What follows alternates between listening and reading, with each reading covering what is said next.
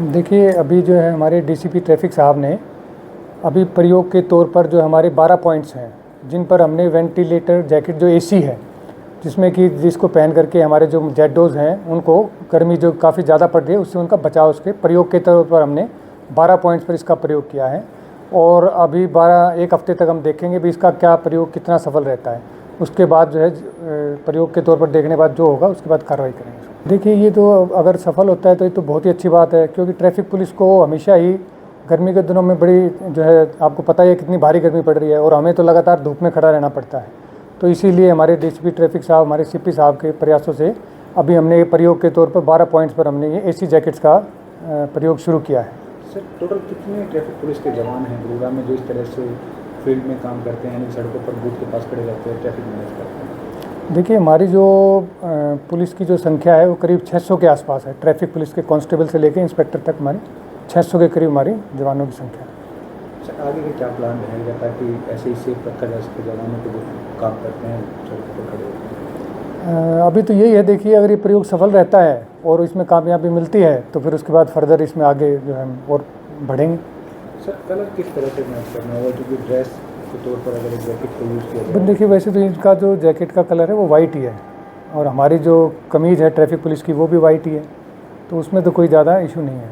आपने भी सर इस जैकेट को देखा है, कितनी हेल्पफुल लगती है? देखिए, ये तो प्रयोग के बाद ही पता चल पाएगा, क्योंकि मौके पर जो हमारे खड़े हैं उनको प्रयोग करके देखने के बाद ही पता चल पाएगा वे कितनी कामयाब है। ये पहनने में बहुत आसान है, कंफर्टेबल है। वैसे पहनने में तो हर तरह से ये इसको अपने साइज़ के हिसाब से एडजस्टेबल कर सकते हैं, हम टाइट भी कर सकते हैं, लूज भी कर सकते हैं। पहनने में इसको कोई इशू नहीं है, अच्छी चीज़ है वैसे। कितनी राहत मिल रही है इसको पहनने के बाद, क्योंकि जिस तरीके से गर्मी का तापमान देख रहे हैं आप 45 डिग्री के पार है, हीट वेव चल रही है, कितनी राहत? इससे सर ऐसा स्टार्टिंग में जैसे हम इसको पहनते हैं, इसके अंदर आइस क्यूब का आइस के 4 पैड हैं, तो वो पहनने के जैसे कि 50 मिनट 1 घंटा तक तो वो जैसे तो आइस में रहते हैं तब तक वो ठीक है, कंफर्टेबल रहते हैं। उसके बाद वो पिघल जाते हैं, पिघलने के बाद वो हीट बन जाती है अंदर से। जैसे रोड का कुछ टेम्परेचर रोड का हो गया और ऊपर से फिर ये जो फैन भी हैं फिर ये गर्म हवा देने लगते हैं। 1 घंटे तक कंफर्टेबल रहता है, उसके बाद ये ज़्यादा दिक्कत करने ही लगते हैं।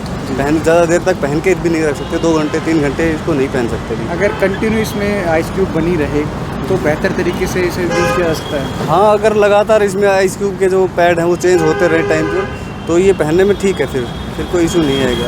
अगर ट्रैफिक बूथ पर काम करने वाले जवानों को इस तरह की हाईटेक जैकेट मिले जिसमें कंटिन्यूसली कूलिंग बनी रहे तो कितनी मददगार साबित होगी गर्मी में? ये सर, ये मैं अपने अधिकारियों का इसके लिए बहुत धन्यवाद करना चाहूँगा जिन्होंने ये पहल की है।